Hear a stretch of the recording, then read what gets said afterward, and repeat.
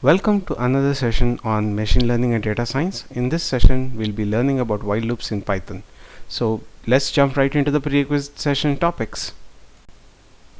In this class, we'd be learning simple while loops, break statement, continue, and else statement in while loops and their uses and how to effectively implement recursive logic in while loops. So let's go ahead and open our SPIDER IDE and start looking at how a simple while loop is implemented. So your while statement has a syntax as shown on the screen here. So you have while and you have an iteration condition. So what does this iteration condition do? It tells you whether to continue in the while loop or to break out of that particular while loop when the particular condition is not met. So you have this iteration condition. So and also you can have a set of statements here.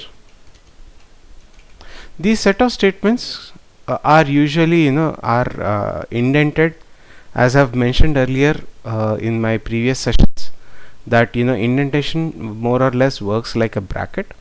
So you can use this set of statements, and also once this set of statements follows either before the set of statements or after the set of statements or in between the set of statements, you can have your next iteration fetching condition. So you will have the fetch next iteration condition. So once this next iteration condition value is fetched, it is put again into this iteration condition and validated whether it's valid or not, and based on that whether to perform the set of statements or continue with the next iteration or not is decided in the while loop. So let us look at a small example. Suppose if I want to print numbers 1 to 10. So let me take I, initialize it to the value of 1. Now if I want to print these values 1 to 10, I will simply use while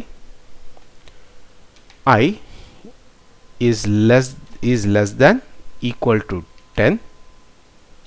Now I'll go into the condition. So you can see the colon here. I will say print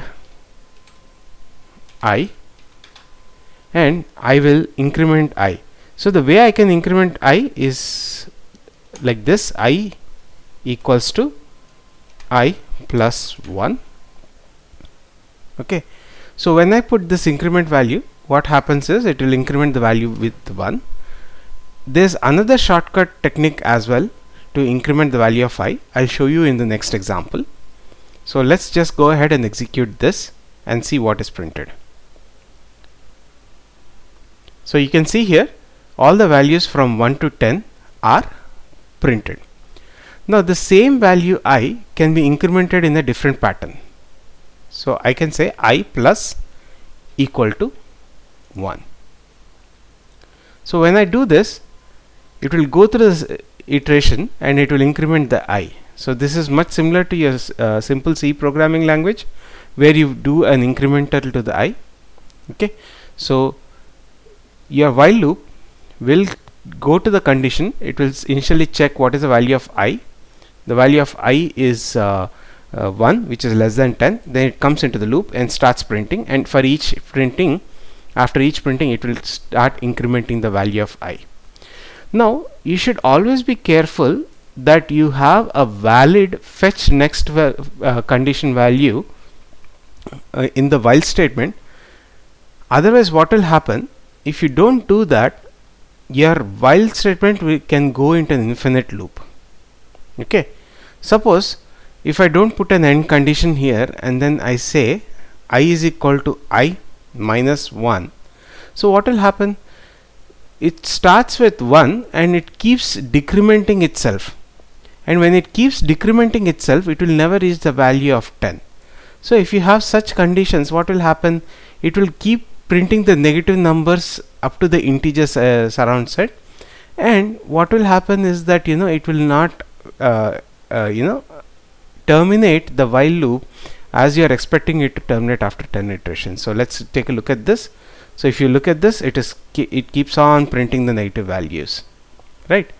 So in order to avoid this, you need to give a valid condition. Sometimes when you don't give the fetch next condition as well, it also formulates a danger of printing the value of I infinite number of times. So if I run this, you can witness that it started printing I, and it will continue printing I for a long period of time.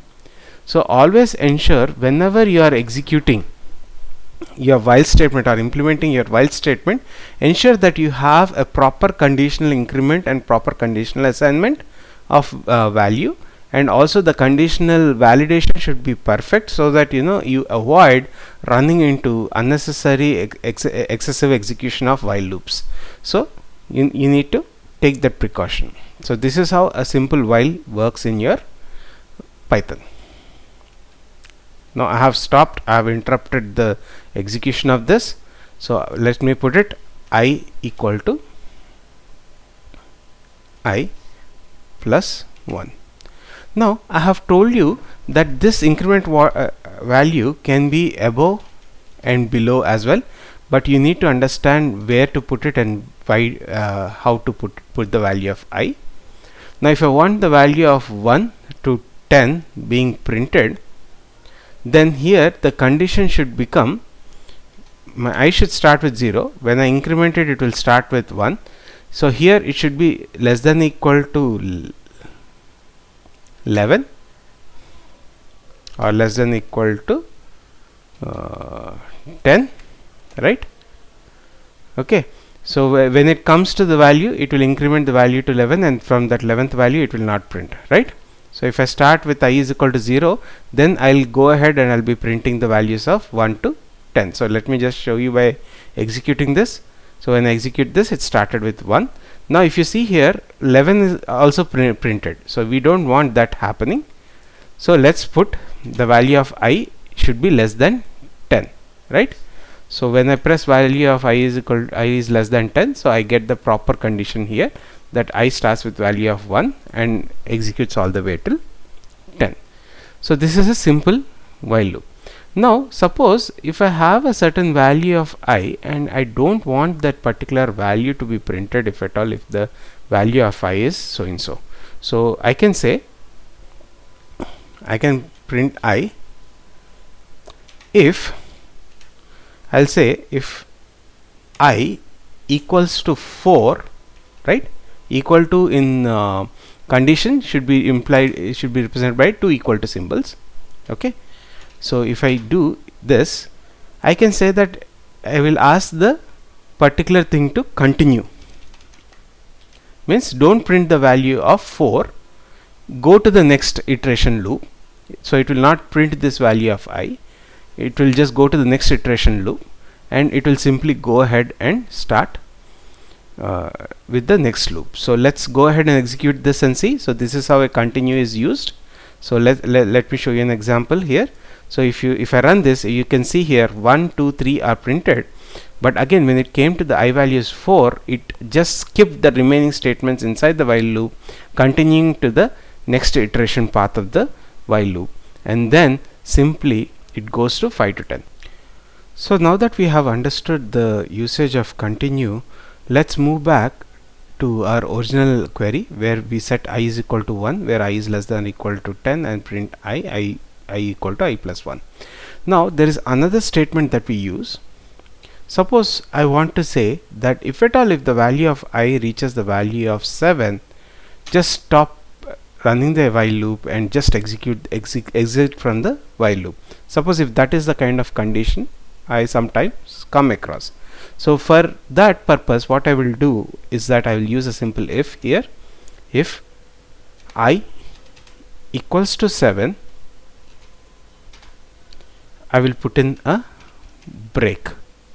Okay, so what this break keyword does is that it will automatically exit the while loop and not perform any other operations. So you will see the values coming from 1 all the way till 7, and once it reaches the value of 7, it will exit the while loop. So let's just go ahead and execute this. So you can see here it is 1, 2, 3, 4, 5, 6, and then what it has done, as soon as it came to 7, it printed the value of 7 first, and then it check the condition here. Since the condition is satisfied, it broke out of the while loop. Again, to clearly specify the difference between break and continue, so the break stops execution here at 7, but in case here if I put continue, what will happen? It will, after 7, what will happen is that it will not increment, and what will happen is that this while loop goes into a continuous loop. Let's see that. You're seeing this. So it started printing 1 2 3 4 5 6, and then it is continuously printing 7 for a continuous amount of time. Okay, so this is something that you need to take into consideration. And the continue itself statement is a very dangerous statement, if at all, if you don't know where and how to put a condition there. Okay, so take that proper precaution and understand how the exit criteria of a while loop is used, and always ensure that you test out the exit criteria of your while loop. Otherwise there is a lot of danger that you might run into continuous infinite loops. Okay, so let's move on to the next topic. So now here there's another condition that I mentioned that we will talk in this session, and that is else. Suppose your while has finished printing all the numbers between 1 and 10. So I can go ahead and put a else here, and in this else I can give out a condition saying that print the while loop is completed. Means in the else, what will happen if this criteria or condition fails inside the while loop, it will exit to the corresponding else. So let's go ahead and execute this. Let's see what happens. So it should print the values from 1 to 10, and once it comes to value of 11, what will happen is that it will not go and do anything. Okay, and you can say current value. You can also print current value of I, which will be greater than 10. So let's go ahead and print this. Okay, so you see here, so 1 to 10 is completed. This while loop is completed, is printed as soon as the 10 is done, and what it is doing is showing that the current value of I is 11. So this is how a simple else is used. So today we looked at a simple while loop, then we looked at a continue statement being used in the while loop. We have seen the usage of break and else inside a while loop, and also I have shown you a sample where you can use multiple conditions and statements such as if and etc. that could be used inside a while loop in Python. So I hope this was very helpful for you. Thank you for watching this video. Please like and subscribe.